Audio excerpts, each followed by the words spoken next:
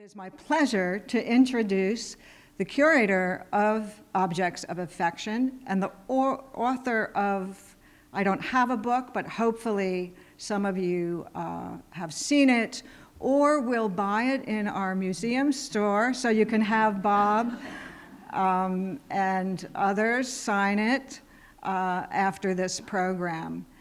We have refreshments in the back, and so without further ado, I introduce Rebecca Elliot.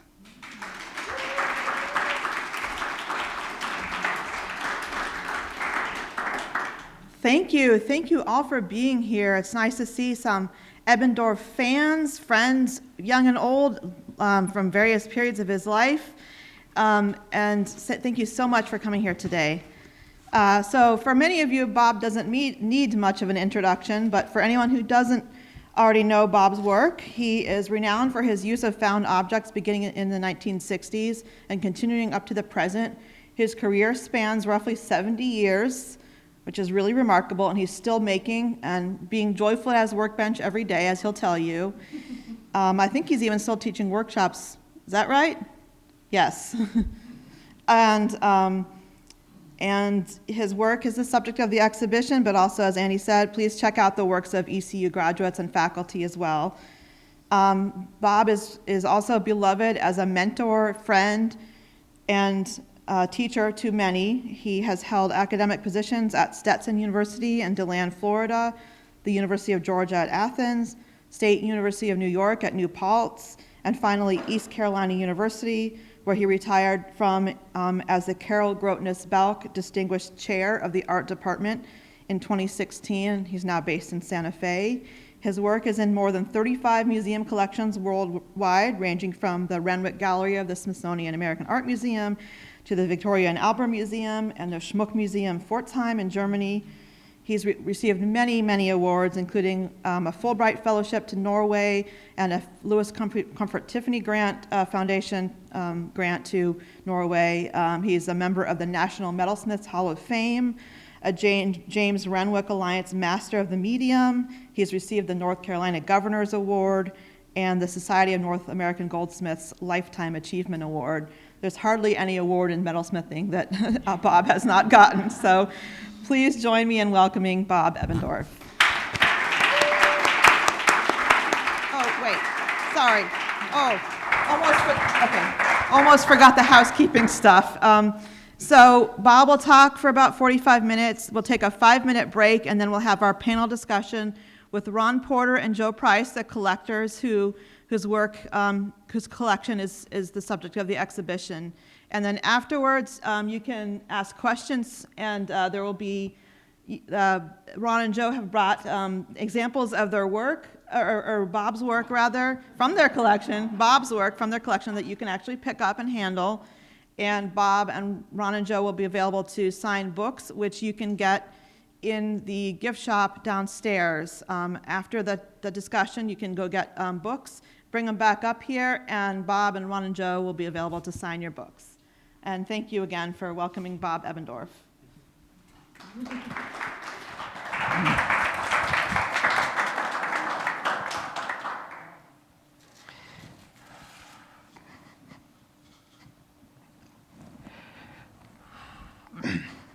I stand before you with a bit of emotion, but also too with much celebration to see such a beautiful presentation of the gift from Porter Price to the Mintz collection of personal adornment. And I'm humbled and very touched how beautiful their preparators and the curatorial staff have sung the story and have told the story of my passion of working with materials. Being trained younger early on as a serious metalsmith in gold and silver, learning the ABCs, breaking saw blades, and learning the skills that have been handed down to me by other makers, and realizing that at 87 years of age, every morning I'm still at the workbench breaking saw blades and having this journey of curiosity.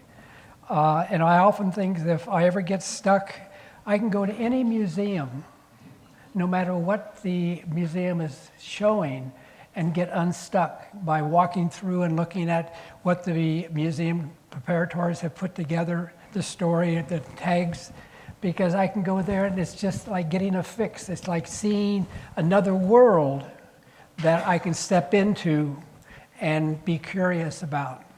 So I think my sense of curiosity has been so important to uncover and look at something that might be a discarded situation or something that's broken, and how can I bring it into my world and make love to it using whatever skills.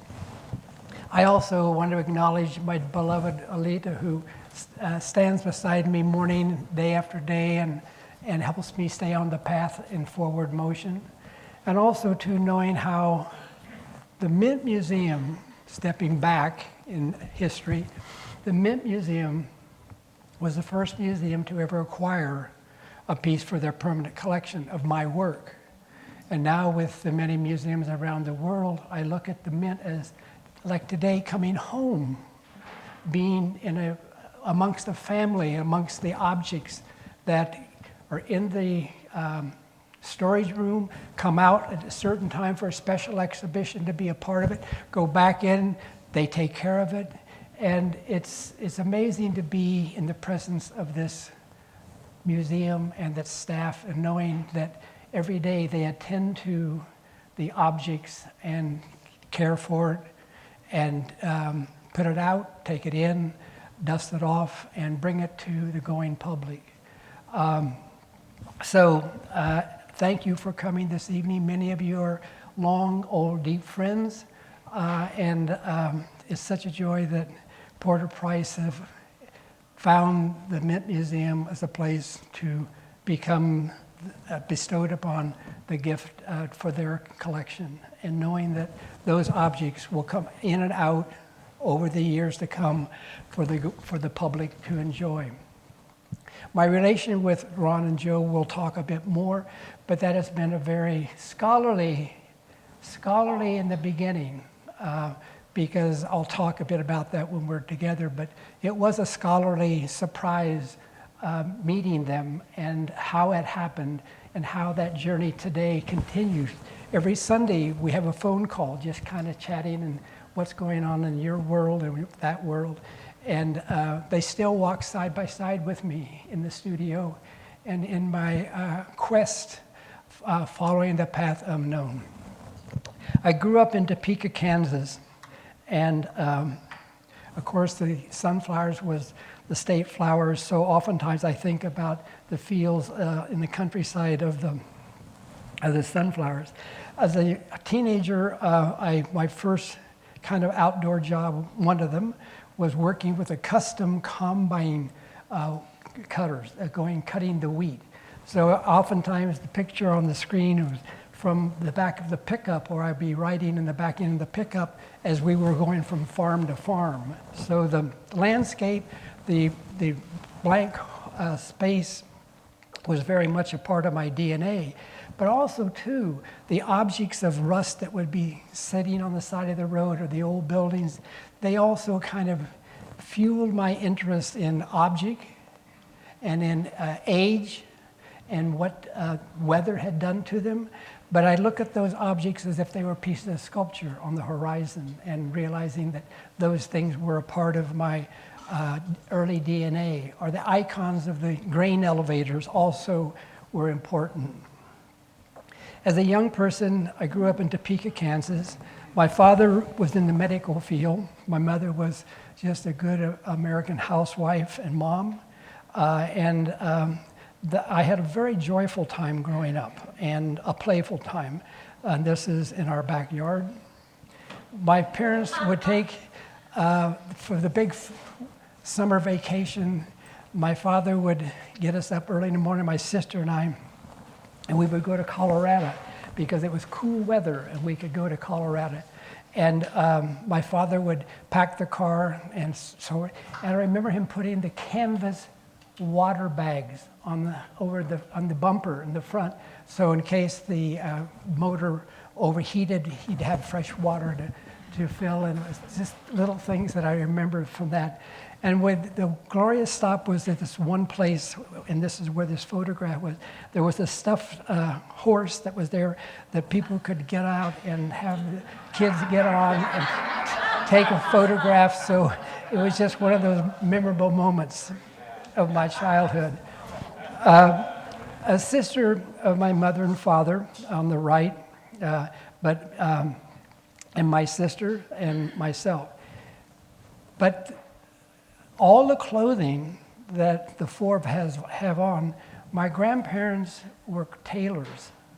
And I remember as a young person, my father would go to the tailor shop to see my grandfather or to see his father. And we would walk in, and my dad would pick me up and put me on the big cutting table as a father and son were chatting. But it was very common for me to go to the tailor shop where my grandparents.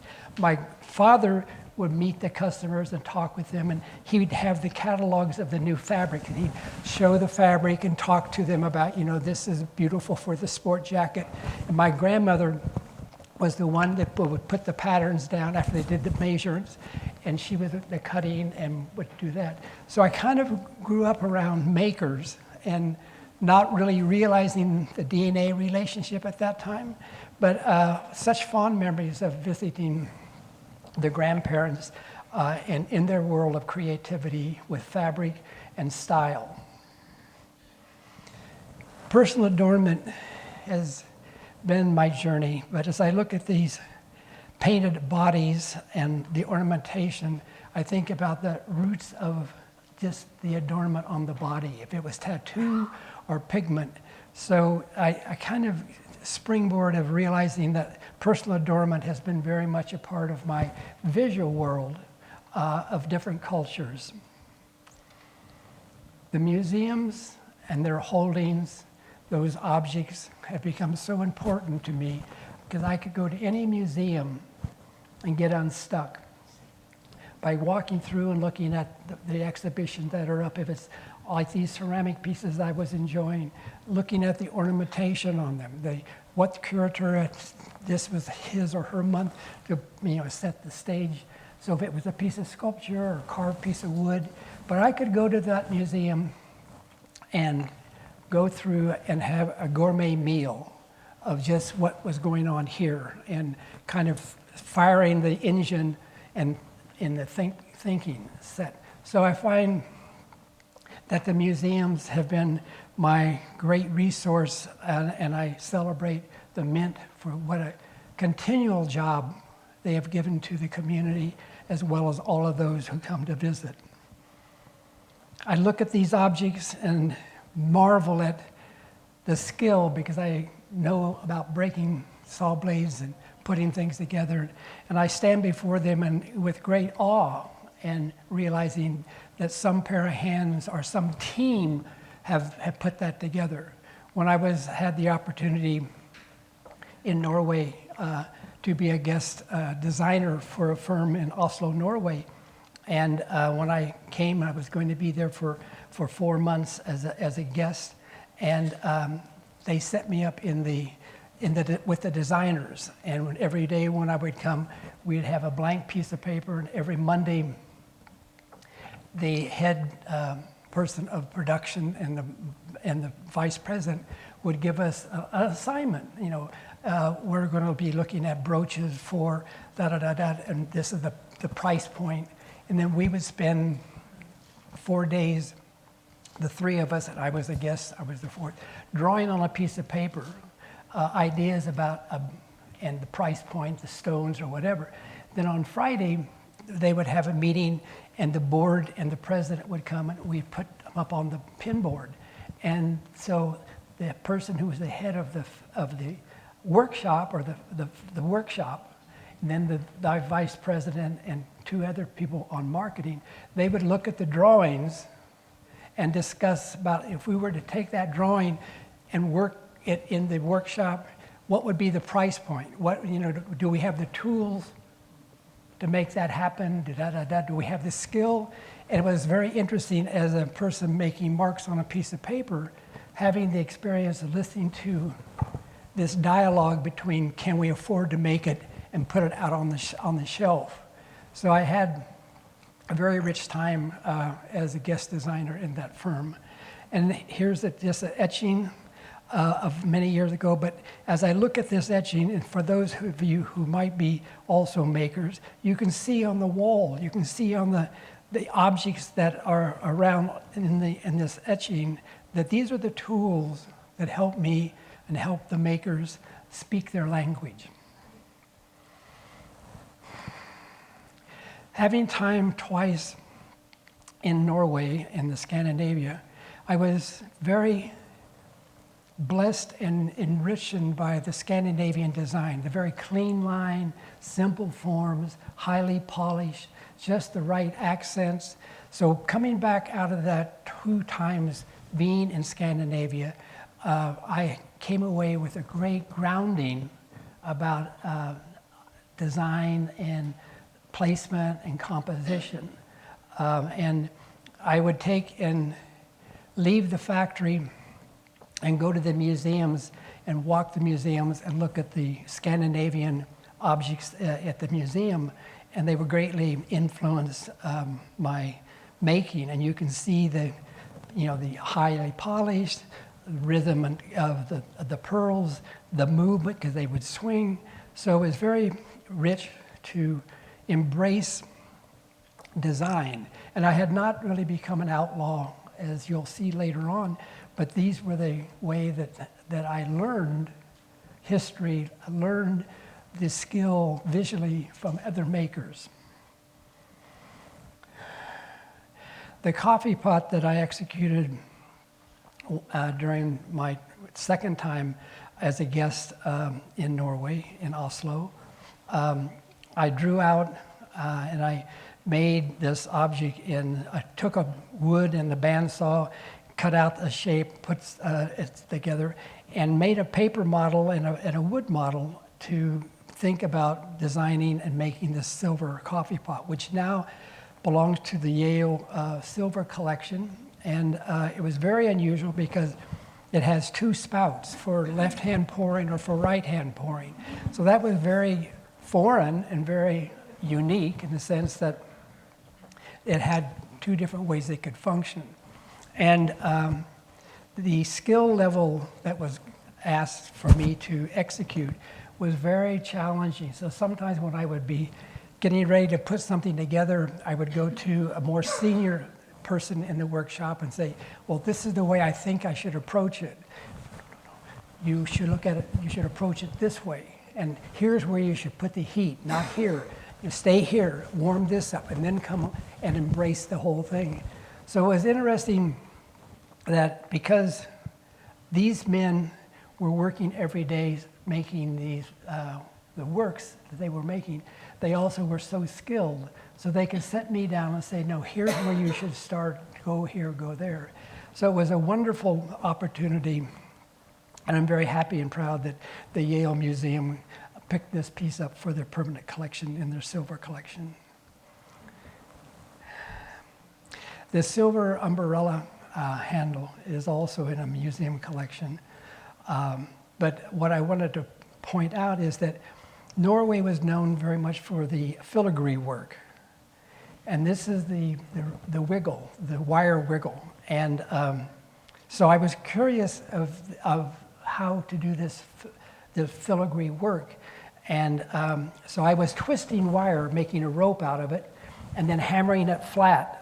So that instead of it being round, it would get flat, and as it get hammered, then the top ridges would show up. So as I was making these sample pieces of thinking that I was going to bring them around, the head of the workshop said. So after I had spent 3 days planning and working this, pulls out the drawer, lays a spool of this wire that commercially was made. And he said, pushed up my things away and gave me this spool. And he said, now go on, do it. But it was interesting how they would let me hang in the darkness. And then after they saw that I was getting burned out or that I'd had enough, they'd pull me aside and say, no, this is how you do this. And, would pass the baton to me. So it was a time in the Scandinavian world and also in the Norwegian world that I had the opportunity twice to be a guest in this factory. How old were you then? I mean, roughly 20s. I would say probably 29. And for example, this is the top of, now how this was done, I mean, the bottom part, I would take a flat piece of silver, bring it around, solder it, and then straighten it, and then I would wrap and solder each piece on at a time. Going to this next one, here is if you would take and dissect that. Let's cut this in half. So now I have two circles flat. I dome them up, so now I have two dome pieces that fit together. So now I'm back here, and all those little round silver pieces, I took a compass and I'd saw out these little circles.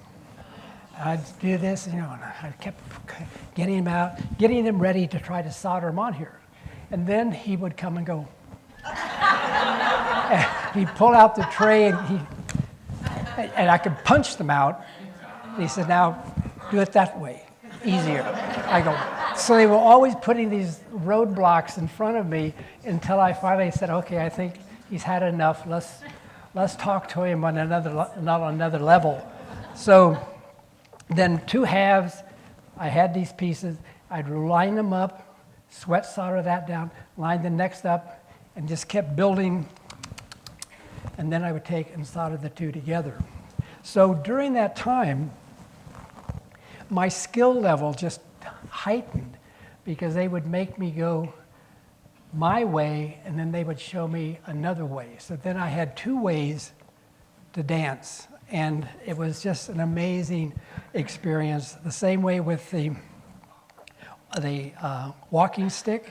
You can see on the top, there's the circle pieces cut. The paddle shapes were cut out with a saw flat and then soldered. So anyway, this is a very complex soldering situation. So I learned those skills and honed them and came home with a much more deeper understanding of the metals, the heat, and how to solve certain problems. Here I'm working on the chain of office for the University of Georgia, and I'm measuring. And here is, again, you see the filigree work, the wire work. You see the cutout circles. The University and the Georgia, that was with a jeweler's saw blade cut out, and that sheet then was soldered onto that circle. So you can see those skills that I came away from being more honed and understood from that time in Norway, was able to carry back over and to enrich in my technical studio practice. I've had the opportunity to design and execute 4 different chains of office for presidents of different universities. And here is, I had a call from Yale, and Yale said, I understand that you've done some chains of office for the presidents of the university, and we would like to know if you would take on the challenge. The committee has asked to call. So I said I would, and they said, well, I said, send me some pamphlets, information about Yale and about the institution. They did. So looking through the institution material, I got to looking at all the different departments. And so this is a paper drawing using colored pencil, but also I did a flat drawing, before I sent the drawing to them, I then came back, and you can see the drawing a little bit more in detail. But let's go back one more. So now you can see this is a flat drawing with pencil and colored pencil. So to get closer to the committee, that, looking at a flat drawing made really no sense, perhaps. So if I could kick it up a bit and put some dimensions, some real object that they could touch and look at and talk about, it would maybe bring them closer to understanding this flat piece of paper drawing. So then what I did, I took out several of these drawings, and then here's an example of, I made them in the one on all silver, cut out the lion, and so sweat solder down, oxidation, different textures. I built the frame. Behind here was titanium. The one on the right is, again, titanium, the blue metal, the silver, and then a piece of silver that had been gold plated. So I could take these samples and lay them along with the drawing so I could get them a little closer to what the drawing had to say. So I've had the opportunity to do a number of chains of office for institutions. A line drawing on paper, and it was an ink and colored pencil. Again, it was the working drawing, but what we see here is the working drawing, and then the object at the bottom is the actual hand gavel, and it is, the hand gavel is now living and has lived in the North Carolina Council for the Arts. So every time the council comes together, they start the meeting with the hand gavel. Not only did I do the silver piece and turn the top, the walnut tops, but I also made a walnut box for it to live in. So proudly to say that North Carolina has this in their collection to work with. So I began to scramble and take my skill level, and I began to look at other materials to bring into my work. The two images, colored images, are nothing more than cut out images from a postcard. Instead of a stone, I would cut out an image from the postcard, drop it in, fabricate the silver piece, and then on the top was a piece of plexiglass, transparent, you could look through. So I started scrambling and changing materials and taking my jewelry skills and kind of going against the grain. Here's a tin can lid on the street and a tin type photograph, cutting out the gentleman, making the heel plate as on the top. So I started mixing up materials, but using jewelry skills. So at that time, many of the museum people thought, who is this wild card that's just kind of, going unhinged? So I began to work a lot with lost and found materials, bringing them into my jewelry behavior. So here you have a lid off the street that's been rusty and car run over it. You have the bird is from a board game, a metal board game where the marbles goes around. I cut out the bird. Up in the top is silver pieces that have been hammered and textured, and a lapis stone hanging there. Again, the man and his pet bee. You have a daguerreotype, a tin type. You have a round disc from the airplane panel, and also the Cracker Jack bee, and the tin type. So I was using my skills, but definitely breaking ground in how I worked with things, but also I was in the academic world. So I had the opportunity of a salary that I could be a wild card over here when I was in the studio and still just make what was coming from here and putting it out there, but I had the financial support of the institution. So it was through that double dip that enriched the opportunity in my studio practice. On the road doing a workshop, here I am with the students around. I'm doing a technique and working there, and this is how I looked in that time. I mean, I had long hair, ponytail, wore beads. Thought I was on my way to Woodstock, and the car broke down. But anyway, and I got stuck.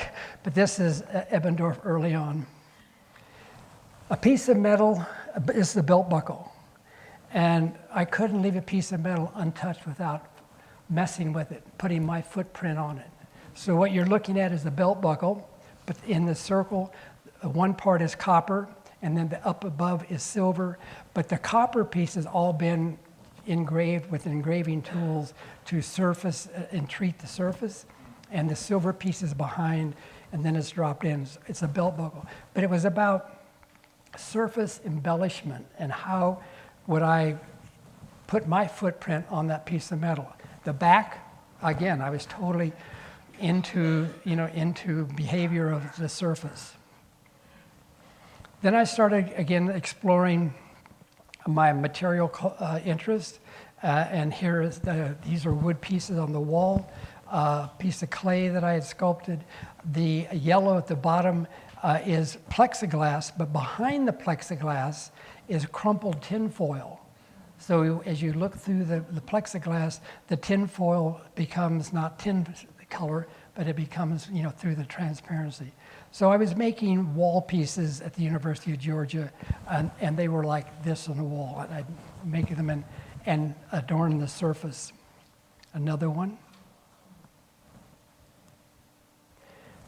Living in Santa Monica, California, later on, I learned about Watts Towers on a piece of paper. And I realized it wasn't that far away from where I lived.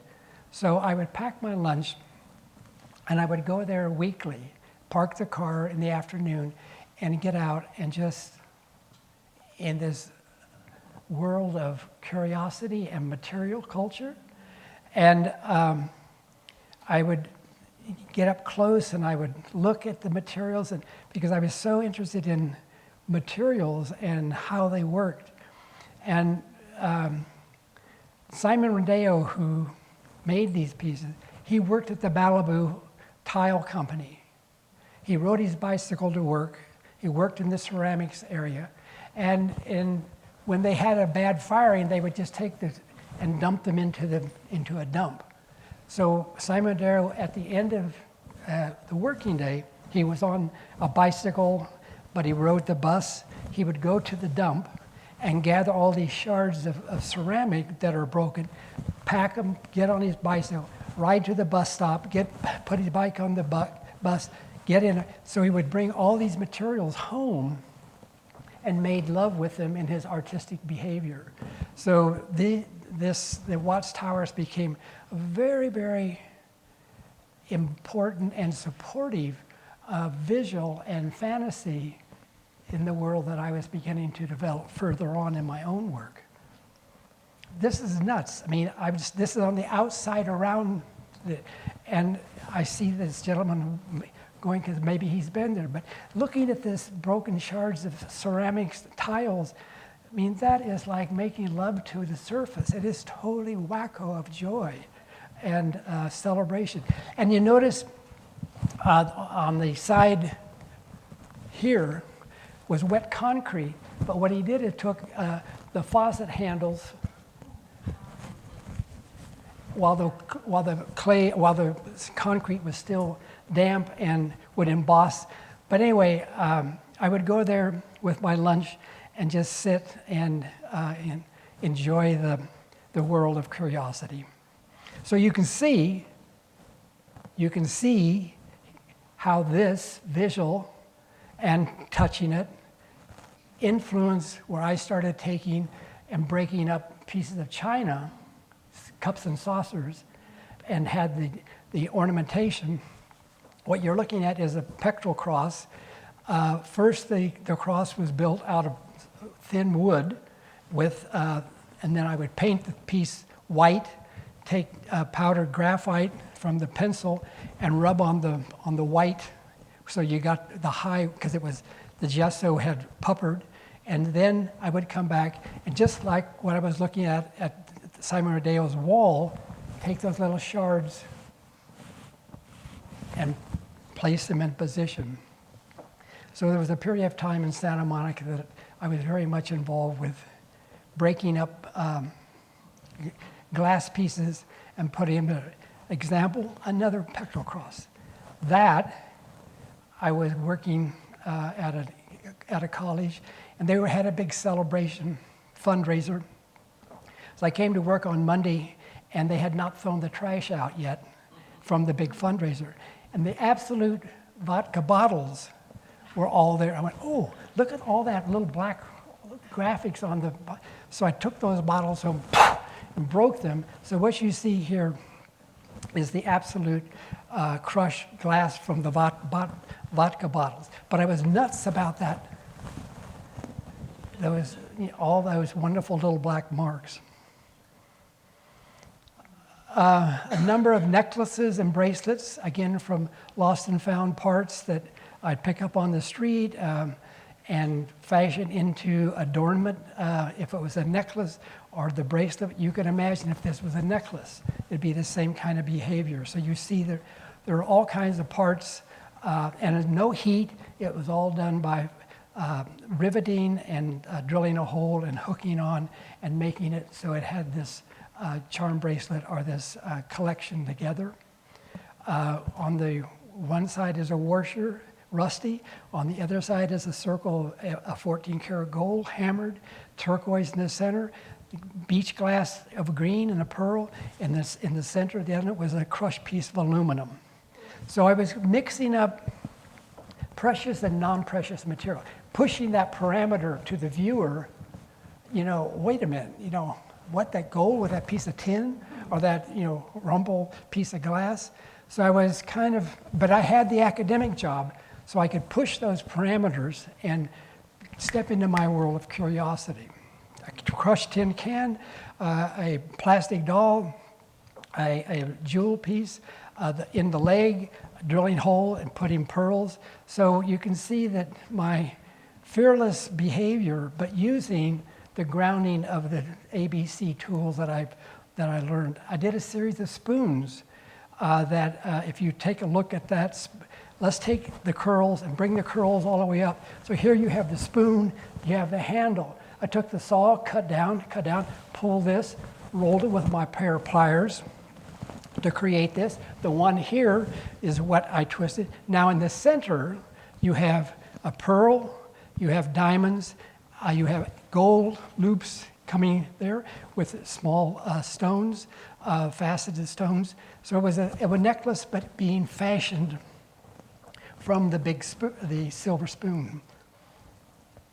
Again, the trilobite, the cooking spoon, aluminum, cutting, curling, drilling the holes on the side of the spoon, putting a pin through, putting the red, and then the trilobite in the center. So you can see that I was using typical ABC jewelry skills, but pushing the parameter and challenging the viewer. The silver plate, if you take a look, the center piece is a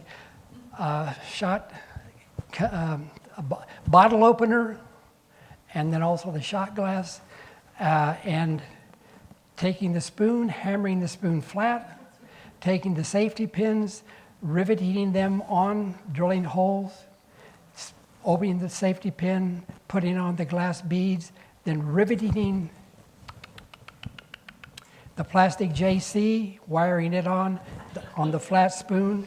So as I completed the piece, that is the spoon, but then the plate was a silver plate found in the flea market, and here you have JC cast in sterling silver being riveted to the plate. So I was taking this jewelry skills and kind of mixing up my vocabulary, but knowing that the history that I'm a part of has such deep, deep roots from so many different cultures, and those different cultures have spun their story in interesting ways. So that's why the museums, such as the Mint Museum or the Metropolitan Museum, are so important, because they tell the story of the makers and of the creative voices of the warriors. Looking down at a selection of type of rings that I was doing, and the bottom one here, the coil, is iron wire going to, along that same row, there's a piece of a stone, drilling a hole with a diamond in the center, going up the way to, so you can see again, using those precious skills, precious materials, bouncing them against our with unusual material. And I think those are the things that because of being an outlaw in that way, I think that my vocabulary caught the eye of a number of museum curators and said, this work is very different than, well, maybe we should have one of those examples in the collection or whatever. And so I found my audience as individual people who love adornment, unusual, and also to the support that a number of museums have gifted my journey. Here is from the ocean, 18 karat gold hammered, a piece of broken red glass, a ring looking down on top of it. Iron coat hanger wire, gold, silver, a ring. I did a lot of work with the coil in a lot of different. Here is 14 karat, 18 karat gold, and a slab of jade, and it's a ring. So once it's on, the jade piece slides over and becomes a platform across. That piece is in the Metropolitan Museum collection.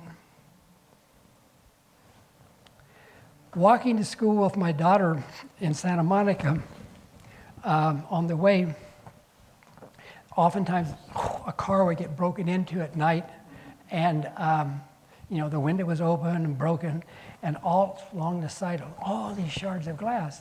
So I'd be walking Brittany to school, and what's the minute, Brittany, stay there. And I'd go, and she said, come on, Dad, come on, I'll be late.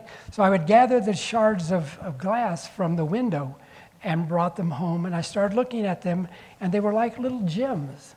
And I thought, well, so styrofoam, there's not the styrofoam that's really piffy, but there's a dense styrofoam that often used in packing. So I had slabs of it. So I took my saw, cut out this boat shape, then filed it, and created this like a canoe upside down. Then I took the shards of glass, and with a caulking gun, caulked this, put the screen, put the wind up, and then it would, at the bottom, put the styrofoam on a piece of wax paper, and with a caulking gun, go around and leave, and then take my tweezers, then the next row, and build up. So it's very light because it's styrofoam. It has this very unusual surface. You could see through something white. And then the back part, if you can kind of see that black line, I would take a vinyl record, and cut it to the shape, and I would attach it to the back for the bottom. So that became curious. And so again, my curiosity, traveling out of curiosity, then I started saying, wow, what if I took the beach glass? What if I started changing and playing with it? So here you can see the white, you see the styrofoam, you see the shards of glass, you also see the colored glass from the beach. Then I said, well, what if I paint the whole thing white with gesso? Now it's just a white blob. And while the gesso is still wet, with the tissue, I start wiping it away. So all that gesso, white gesso, then got trapped in amongst the network. So I began to, again, shifting, playing, investigating, curiosity. I find that if I oftentimes talk about the world of curiosity has been such a gift for me to listen to and to step into. Then I did, who would ever think about breaking into a house and taking a phone book? So I made pieces of jewelry that ended up inside the telephone books, and they became a housing for them to live in.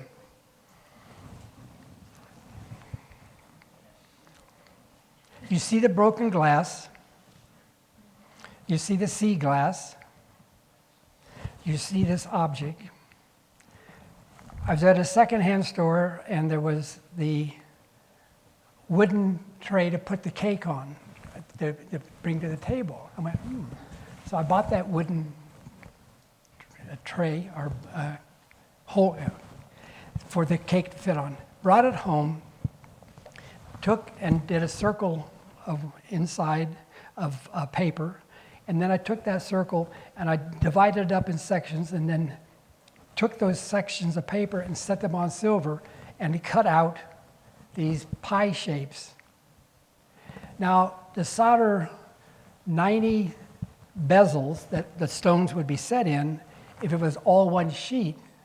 I didn't have the skills to be able to manage that challenge. But if I took it down into smaller parts, I could put 2 or 3 of those bezels down on a little piece like this, set it, go to the next, and then I could come back and put them all into place, and I'd have the puzzle.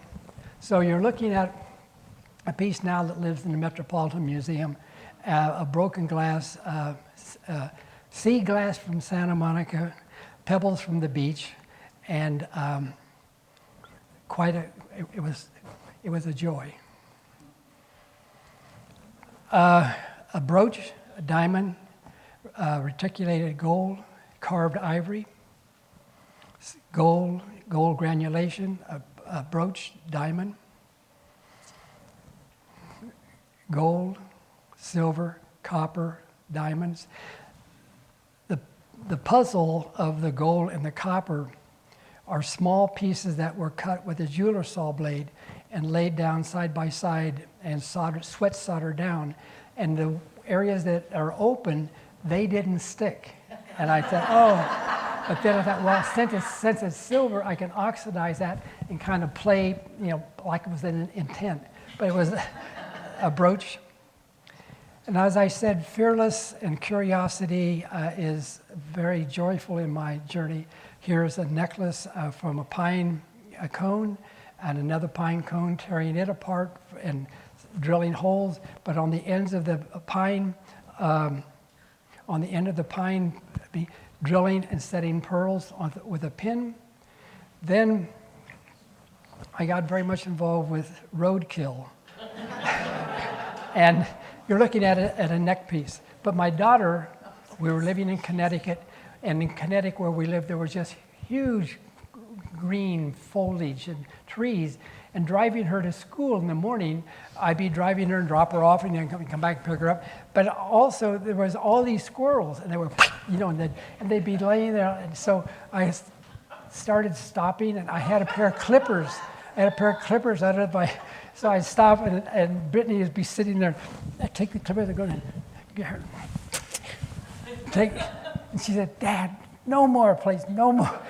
But I would bring them home, and then I knew enough that that if I covered them with salt, the salt would then draw the moisture out of the tissue, and they would become rock hard.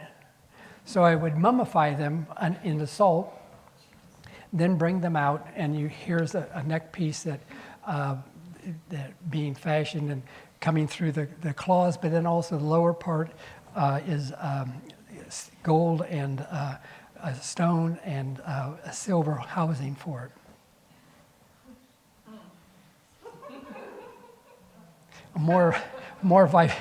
Another rather large necklace, but it was a tribal piece, very, very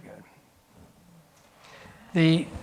So roadkill became interesting to me, and how could I work with it and mummify it and But that it was kind of maybe gross, but if you go into the world of personal adornment, there's a deep, deep story about honoring the kill, the trophy, bringing it back to the tribe and celebrating it in ritual or whatever.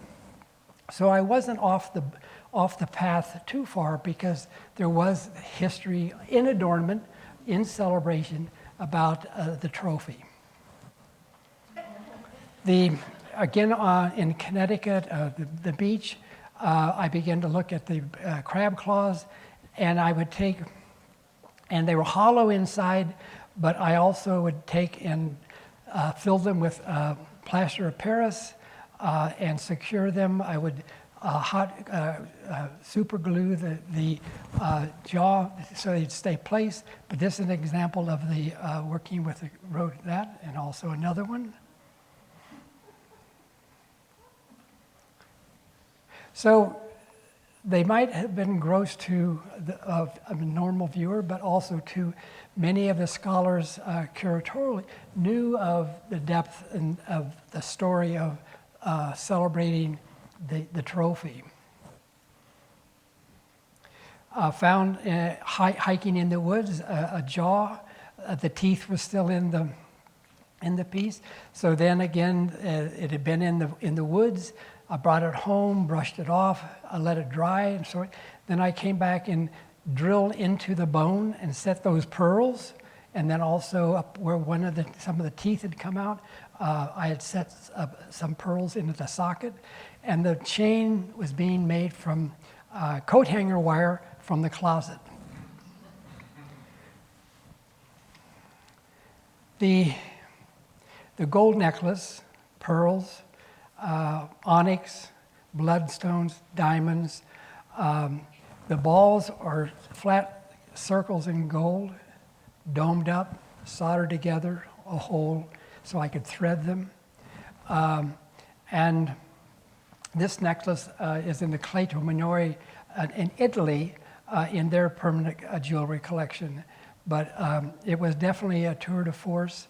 And once it came out of my studio and was seen in New York, Cleto Minori travel often to New York, and they had quite a deep jewelry collection, and they picked it up very quickly, so it now lives in Italy.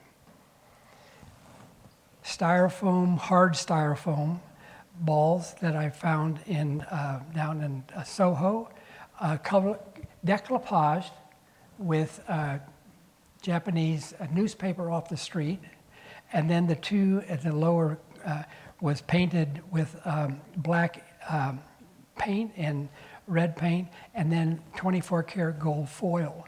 So the necklace is very, very light, but it does have decoupage involved. It does have 18 karat gold, and it's in the museum collection. So I traveled that journey knowing that this worked with the styrofoam were very soft. I could get them more down in Canal Street. So here you have the necklace, and as you travel around, if you start on the bottom, that's auto body putty and broken pieces of plastic. Then next is pieces of stone and bone, then stones and photographs from a postcard, paper from a news, on around. So each ball became a different story of material and my curiosity of material, and it's a necklace. It's all very, very light, but it has an interesting role about Bob's curiosity of material.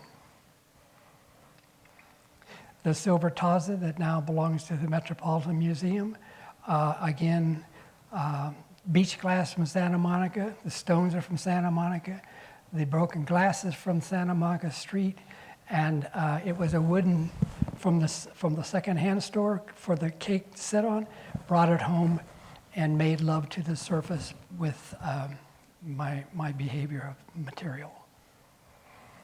Then I became very interested in walking with Brittany and seeing the tin cans that were stepped on or the car ran over.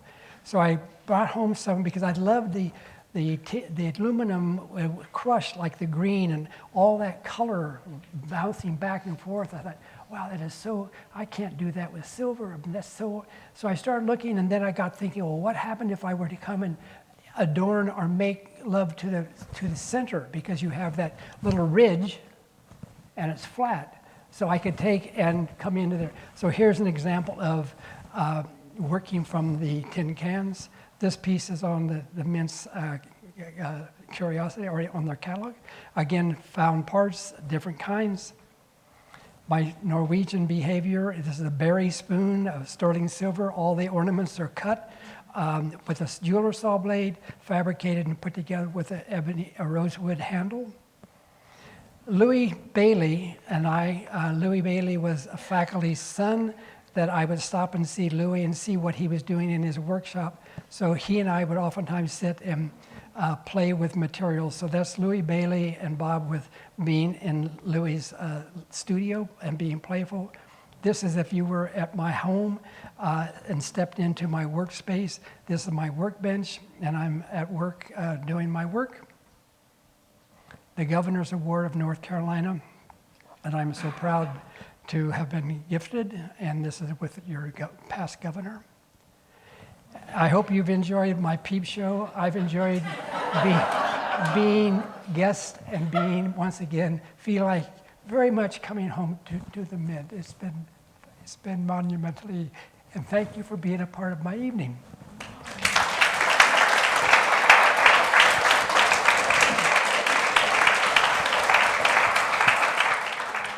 All right, so I would like Ron and Joe to talk about how you became interested in craft and jewelry, and then move on to how you got attracted to Bob's work and how you met Bob. Just any or all of that.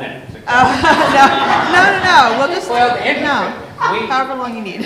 First of all, I mean, just out in the open, we've been together for almost 42 years. So that tells you that I used to have hair and all that. But Joe's work took him out of town a lot, and I was an academic pediatrician. And pediatricians, like most other doctors, did not go to Rock Hill for their concerts and their conferences. And so they always chose really good artistic cities to be in. And so Joe had a client in New York, and back in the mid-'80s, we were coming out of the Museum of Modern Art, and the inaugural show at the American Craft Museum was right across the street. And they had nice banners, come see what it's like, et cetera, and we were there, and it was a why not kind of thing. But it really sort of turned us on our heads, because we had spent a lot of time when we were in New York going through gallery hopping and looking at what people had reviewed and all that. And of course, craft was sort of never reviewed. And even the inaugural exhibit that was called Poetry of the Physical was not reviewed for a long time from when it had started. So we went in, and in addition to the fact that the museum had a lot of craftsmanship in its structure, we just saw in every craft medium these extraordinary objects that just sort of changed the way we thought about art.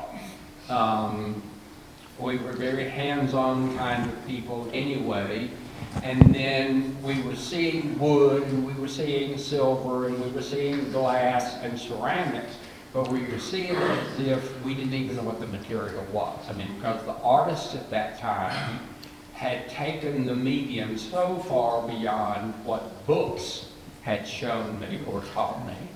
And I mean, it was impressive enough that at that time there were payphones in New York, believe it or not, and we actually found one that had a phone book with it, and we called one of the ceramic artists that had been shown in this show from phone booth in the village, and just said we had seen this exhibit, and at some point we would love to know who represented her, etc. And she became a good friend of ours as well, and brings in sort of what we can talk about later in terms of why we collected Bob's work in depth as we did. But he was unique in terms of the metalsmith and the actual number of pieces that we may have had from Bob, but you just seen why from the standpoint of once you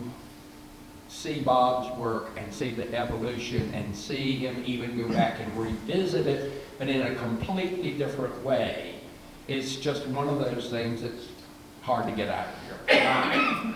Bob and I have told this story. Bob and I have our 25th anniversary is this August, because we met on the porch at Penman, my first trip to the Penman auction. And I had shown Bob's work. We already had the first piece we had bought from him in California. And I was sitting on the porch drinking coffee, not wine, as Bob remembers. But everybody had a name tag. So all of a sudden, out of the corner of my eye, here was Ebendorf. And there was a particular piece of Ebendorf's that had really sort of changed my whole viewpoint about what jewelry could do that had been in the show 2 years prior to that. And it was a show that Susan Cummins in Mill Valley, California had called the Opera Show. And she invited several artists to produce a piece of jewelry that would reference their favorite opera. But of course, everybody did that but Bob. And Bob, instead of producing something that referenced Aida or Peleus and Melisande, Bob made a neck piece, a necklace, out of sticks and seed pearls and little bitty snippets of gold wire that I could immediately see one of these grand dames wearing in and capturing everybody's attention because everybody else was gold and diamond and she had sticks around her neck. But at the time, Joe and I were real new to contemporary jewelry. And Joe had been wearing jewelry a lot from high school on, me not so much, unless it had some kind of political content. And so I'd seen this piece and we couldn't get it out of our minds. Joe had a client in San Francisco, so he went to see it as well. But at that time, we couldn't imagine, because everybody that talked about jewelry was only completed when it was worn. Jewelry was not a sculptural object at that time, or just becoming a sculptural object. And so, not even Joe was going to be able to carry off that stick necklace. He's carried off a lot of things, but that one was not able to do. So anyway, fast forward 2 years, Bob's on the porch with his daughter Brittany, got Ebendorf on his chest, and so I said, you know, what's to lose? I go over, introduced myself, telling us my first time to Helen, and then as an oh by the way, I said, you know, I saw a piece of yours about 2 years ago in the opera show. It's a necklace made out of sticks. I said, by any chance do you still have that? Because by this time, I had made the jump. Joe also, but we had made the jump to not only jewelry as body ornament, but jewelry as sculpture, that you could enjoy it not on the body. And, you know, museums have known that for years and years and years, but we finally came to that. So I told Bob, and Bob said, I'm pretty sure I do. No cell phones, no internet, none of that. So we swapped addresses and telephone numbers and went on and enjoyed the rest of the weekend. But sure enough, a couple of weeks later, I got a letter from Bob saying that the necklace existed and sent me a picture, just sort of like he lured those people at the University of, at Yale University with here's what this gold would look like. He sent me a picture, we started talking, and, you know, as the cliche goes, the rest is just history. Because we found that we connected on so many levels that it was just one of those meetings that was kismet, one way or the other. And then Joe came into that duo as a trio, and Alita came in as the quattro, and we just have had 25 wonderful years. Got nothing. Thank you, that's great, yeah. I have a question for, well, everyone, but especially Joe and Bob, because you all collaborate. So there's a whole hallway full of postcards that you all have made together. And later on, you taught some workshops at the Cosin Art Center in Columbia, North Carolina. And you're wearing one of your wonderful Joe Bob pieces you all made together since the pandemic. Yeah. So I was wondering if you all could talk about the postcards and the other collaborations. Okay, I'll take it. Bob has always tried to draw me out of my shell and involve me. I'm more of a low-key, backling kind of person, sit back, observe. Bob realized that about me early on. And one of my visits to ECU, he showed me collages that he and Louis had been doing. Prior to that, we were just doing letters. Now, Bob's letters were much nicer received than mine to him because he always had drawings or little stickies on them or on the inside. You know, just if it was like a fun kit, you opened up and you never knew what was going to be in there. There might be a couple of words here and there, but otherwise there might be drawings or cut and paste or things of that nature. So on one of our trips to visit Bob and see ECU, we were talking and Bob started coming back here and said, "Look, he has your contact us doing collage." And he showed me a couple of examples of those. And I think he realized that really sparked my interest. So from that point, we transitioned from doing paper letters to each other to collages, which could be a letter, but we would just take a postcard or an image we like and make it into the size of collage, which collage postcard with those of that, the maximum size is 4.5 by 6. Any bigger than that, it will get returned to you if you don't have a full price stamp on it. And they also were going to get picky about the thickness of it. They never used to be picky about the thickness because occasionally things would come back and say, "Oh, we got to Santa Fe, but we're not going to give it to Bob because the paper's too thick." You got to put another full price stamp on it to get it short. So, well, we started the collages, and what was really fun was when I actually began to get some of my collages back from Bob, where he had put his voice on them as well. So he liked it, in my mind, he liked it enough that he added to it and sent it back to me. So we've been doing that, and Ron's been kind enough to record them and keep them a picture of them. I take a picture and send it to him, he puts it on the computer on jump drive, and we've been keeping them, and we just hit over 800. That I have sent to Bob. So this has been going on for a while. And with few exceptions, the Mint, I mean, talk about obsessive compulsive, but the Mint has every postcard that Bob ever sent to Joe or to in their artwork. That may be a little bit of an exaggeration. I might have one or two special now. They have most of them. I'll say most of them. I won't say every single one. They might be hidden somewhere. Or I forgot Rebecca wasn't there, and I forgot that little pile over there.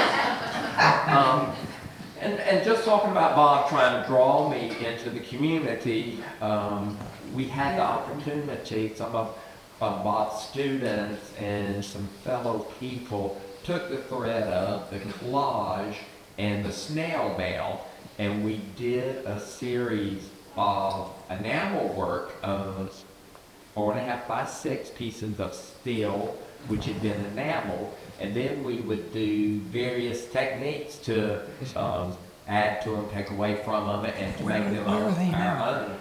And those were, I think, acquired by the Enamelist Society as a whole. But it was a big project, a bunch of people, a lot of creative energy, and I was truly the only uneducated metalsmith in the room. So everybody was really nice and would come by and say, "Okay, Jeff, what you doing, what you doing?" And they were very good about reminding me, do not touch the kiln. Don't pick it up. As soon as you pull it out the kiln and you're happy or sad with it, don't touch it. You could hear them shriek across the room as my hand would go to us. And I'd be like, don't do that! So it was really, really good. And then Bob began playing around with boxes, something he's done throughout his career. And he once again began to play with boxes using Joseph Cornell, so he was a mentor following that. And we would, he decided to have a class at Pocosin, and he was kind enough to invite me to participate with him. And the class was creating inside and outside of the box. So we got a bunch of cigar boxes, and Then we went all over thrift shops, Dollar Tree, Dollar General, secondhand store, and as you can see with Bob's material and the Joe Bob's material, we had all these different materials, and it was just a smorgasbord. And we had about 10 people. A lot of them were repeat offenders of Bob's, who had taken classes from him in the past and signed up again. But we had just a week of playing and creating things in cigar boxes. Just expanding that, how you can do many compositions in a cigar box. And, hang them on the wall if you chose to, set them out as sculpture, or whatever you chose to do. During COVID, and I'm sorry, I'm trying to kick out. I'm nervous, I talk fast, so just tell me. We understand you. All right, thank you. During COVID, Bob decided to throw another challenge to me. He sent me a box, and the box had all these jar lids. They had jar lids in them. Some of them had connections such that they could be pendants. Some of them had bindings on the back so they could be worn as brooches. And he had a bunch of doodads in there. I'm calling doodads, just little things, all kind of crazy little things. And he said, okay, here's your challenge. Take this. You've been doing with beading. I was doing some beading, doing necklaces and bracelets and trying to understand how to bead. And he said, now incorporate this however you sort of choose.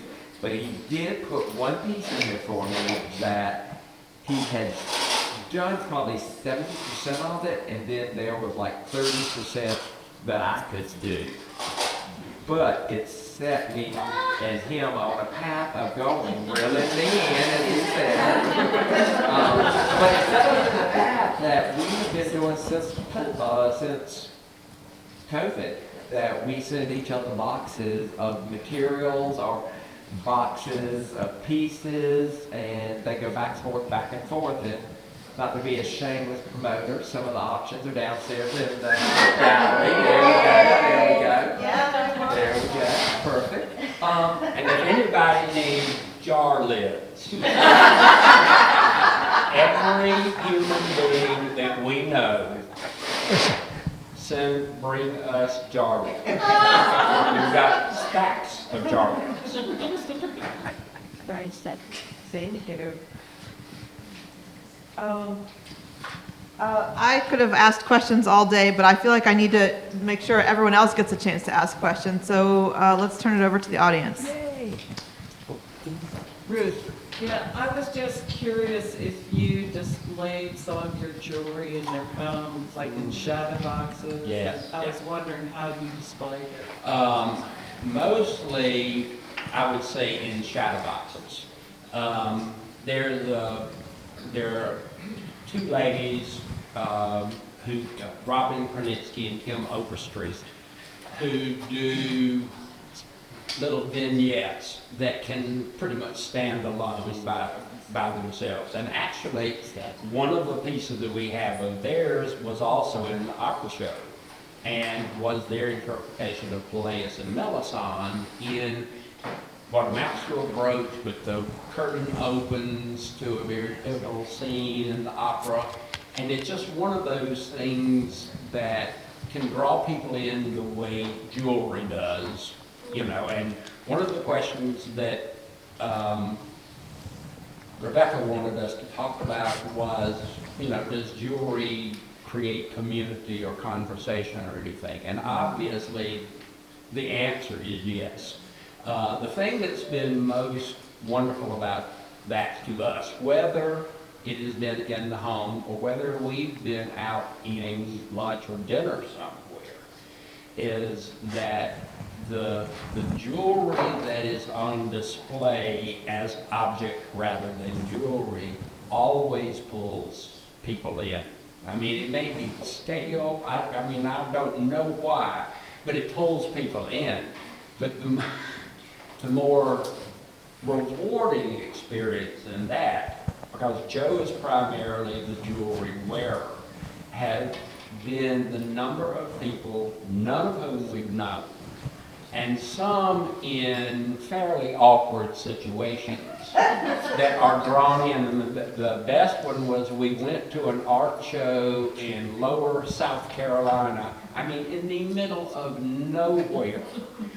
And so the people we were with wanted, as Bob would, wanted barbecue.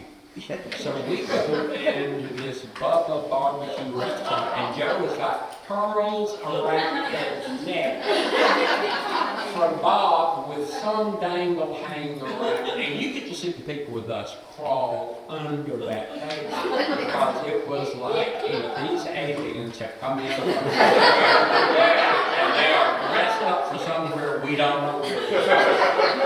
But yeah, I mean, it really does try. I mean, the intimacy, and of course with Bob's work, because Bob's work is, you know, it may seem simple, and I want to say one thing that deals with Bob's career. When Bob did the Lost Souls, all of that was a particularly troublesome time for Bob. Bob was going through a lot of emotional upheaval at that point. And so many people in writing about Bob's work or people that you talk to just sort of totally missed the point about his using crab claws and animal parts and that kind of thing. Bob, first and foremost, is a teacher, just like he reeled Joe in, and Joe really had not done much other than computers with his fingers. But he reeled Joe in, and Bob is such a teacher, such a mentor, and so genuine in his happiness that you are learning from him. That, well, and he and I have never discussed this, so this is not Bob talking. This is me talking. The reason that Joe and I respond so strongly to that work, which is probably our favorite work that Bob ever did, is that it is the epitome of who the man is. Because Bob collected all of those lifeless things. I mean, when he tells people about collecting squirrel paws, he collected all of those lifeless things, not because he figured out there was a way to use them as a design element, but because he was bringing those empty souls into a community that would mean something else. They weren't empty anymore, they weren't discarded anymore, they didn't deserve to go in the trash can or into the compost pile or whatever it is that they do. But Bob has a way of seeing when the community is missing. And then through his work, he either creates a new community for people who relate to it to come into, or allows room to move from one to the other because of what he has seen in what everybody, in its appropriate term, calls detritus, the things that we all cast off. Bob is the master of there's no such thing as a cast off. It's a conflict. Yeah. What's that? That's cool. You mentioned Joseph Cornell, Yeah. and I've long heard how she kids like. But can you connect yourself to that artistic line, lineage, with a couple of other artists in between that kind of like use assemblages and use found materials? And tell us about the difference, and this might be too vague. Tell us about the difference between Joseph Cornell, like his time, and you and your team. Well, I think that Joseph Cornell was a hoarder. And if you were looking at my workbench, I'll be aside on a workbench. I may have said Paltz a hoarder. Maybe, you know, Collector. a collector. I'll make that correct. A first right here, because I think it might end up, you know, creatively leading me down a path that I might not thought about. So I think that that there is a relationship between, and I was a very fond follower of that work, of Cornell's work, but also too, once I read more about Cornell and about his journey from art historian's writings, I began to realize that there was a similarity of thinking of this part of the on the world story. Yes, thank you. And so, if you were to step in my studio now, which is very small, Alita has her studio space, I have my studio space, and so if all of a sudden, my voice, oh my God, he's having something to fall on top of me, you know, he's tapping with his head.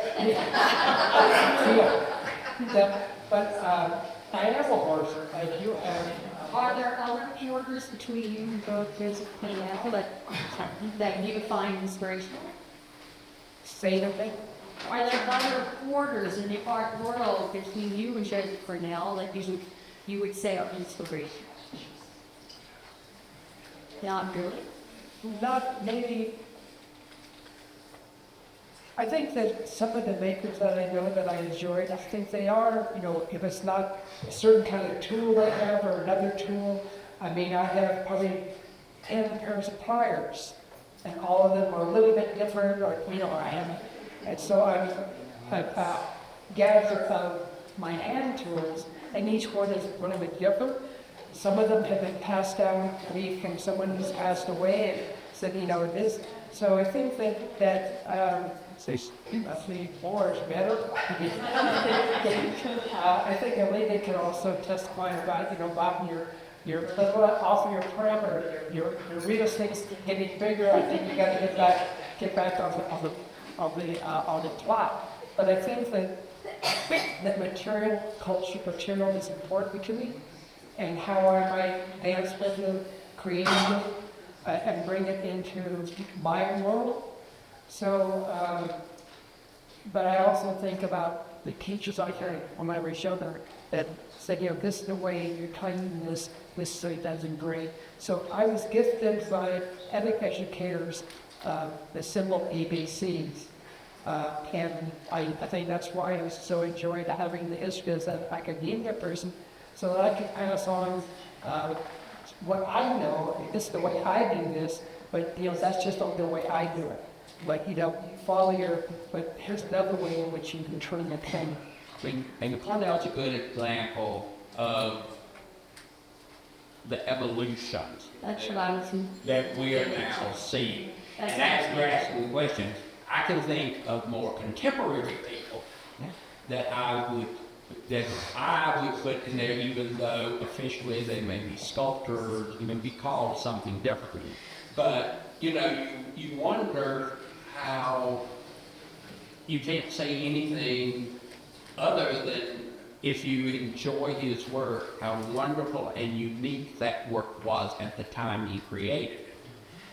But you wonder why he caught on, and 100 other people working in mixed media will never see a museum show like that. And so the same thing that I was talking about in terms of the review of poetry at the festival, which sort of never really happened, as we have gotten to people that Bob is teaching and other people are teaching, there's been a real movement away from purity of one medium. Painters no longer use oil. That's the only way I'm going to get in the museum is I'm going to do one great oil painting and somebody's going to want to see it. You know, that doesn't happen anymore. You've got people like Schnabel that put plates on in paintings.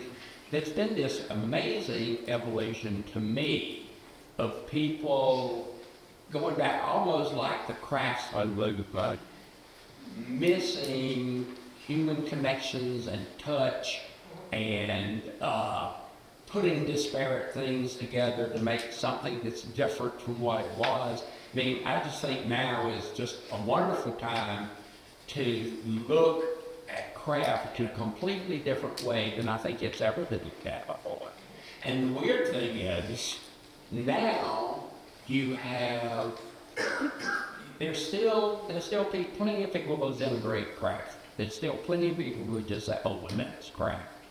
But then you look at people who are, that sort of everyone in the art establishment is paying attention to, and they are bringing craft into their fight. So it is finally blurring a lot. Yeah, I'm sorry. Yes, Bob, have you ever found an object so beautiful that you still to this day have not used it in one of your works? What, just Don't know what you. I think that there are objects that I come across either at a flea market, a second-hand store, or off the street that I set aside. One particular object doesn't. Well, I know certain porcelain plates, the ornamentation or the surface enrichment on the plate is, and we have in our homes some of those plates that we use every day, and like flow blue plates made to. I love buying the old flow blue plates because the way that the pigment is floated off is. So I think that there are objects that I hold with great reverence and enjoy eating and bringing them to the tables. I know that I have some silver things that I've made that are used every day at the table. There have been gifted students that I've had that I see have been very gifted with raising a piece of metal, and knowing that I don't go and buy a sheet of $150 piece of sterling silver and just say here, make love to it, continue.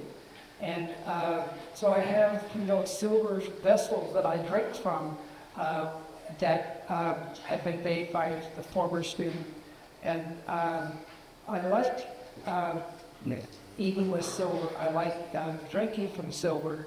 And some of it I've made, and some of it I've had the joy and someone else made, and have it, bring it home and live with it.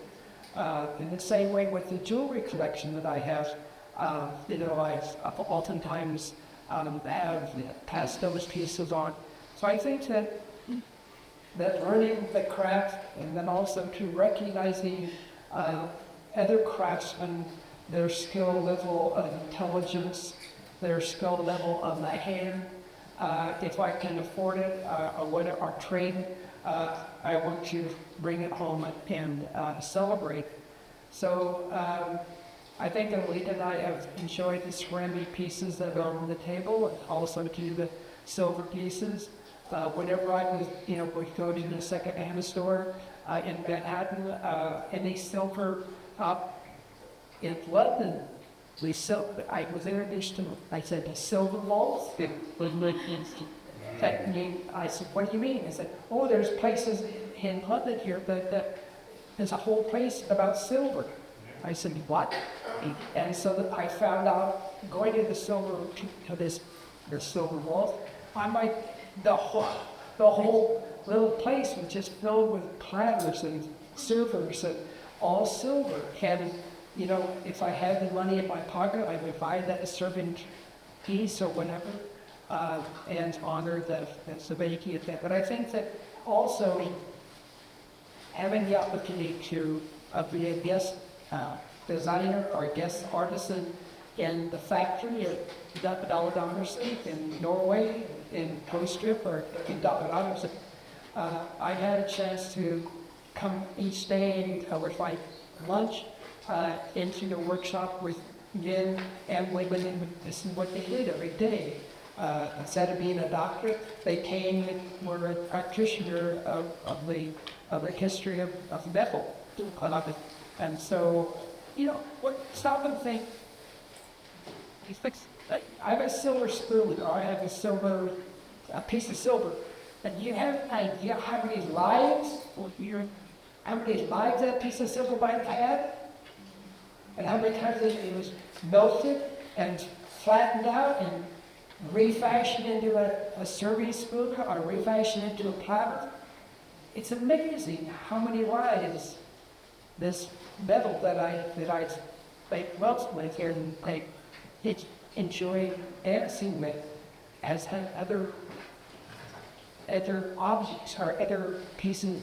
Pretty amazing. And I take that history with a great reverence, a great celebration, knowing that that piece of silver is worth perhaps many fashions, many lives. Here, and so forth. So, look at the things that I would find myself at 87 years of age, walking the path of where many warriors have been, and many hands have passed that, how to hold that tool to someone else. So I guess as an educator, that's one of the little joys I have, knowing that someone gave that ABC skill to me, and I was able to sit with others and pass along. So I just want to say thank you. I was taking one of your workshops and you leave house.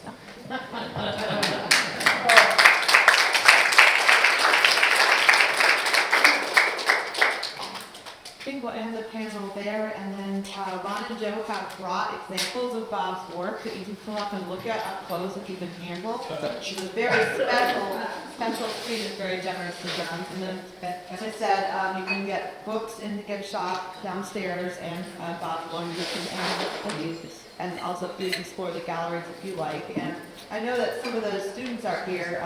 Sarah West is here. She's got a bracelet in the exhibition. Barbara McFadden is here. She's got a pendant that's a Bob for Bob and a portrait of Baxter, the dog. The dog is in the exhibition. I don't know who else is here. ECU graduate or student for Chuck Bob, if you know. Hey folks, I know he is. Hi, I'm Sarah. I'm one of the crown claw necklaces. Sarah, Alexander, Jason. Yeah, great. We live here now. So. Yeah.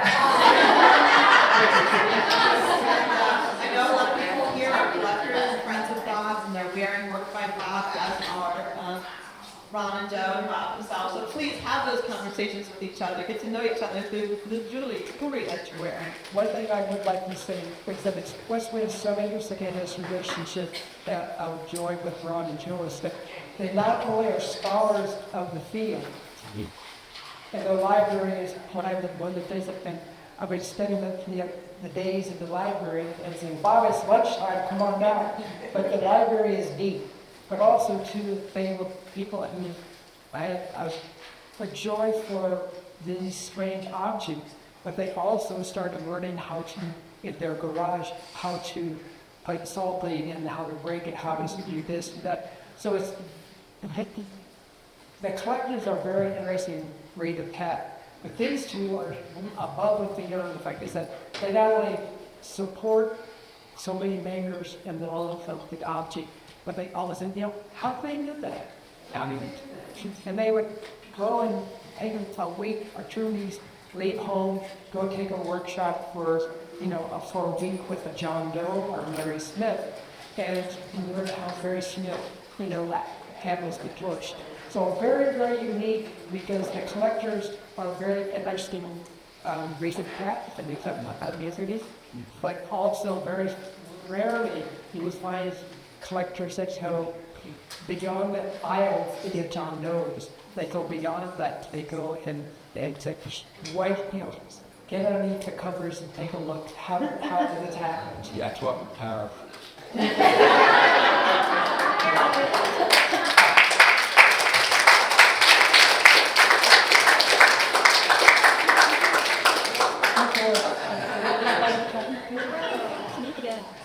I just wanted to say to you, Summer, we're sitting here in front of her husband. Many, many years ago in California, we Summers with the gallery at Curtin Summers Gallery, and she approached me and it's a new person in Santa Monica in California, and having a chance to show at the Curtin Summers Gallery was an interesting segue into the collectors world into the gallery world. And Ruth Thacker and Bruce's nurseries that fueled the pump and kept me on the path and leading into it. So there's many people who have given me the encouragement to stay on the path and to keep breaking curiosity and following words of curiosity. So thank you for coming and being part of this afternoon. And I hope that the exhibitions into Rad's Pile, it is beautifully put together. And the catalog is amazing documents. I'm very proud that Holiday wanted to this with addition, you know, we're so my joy and something.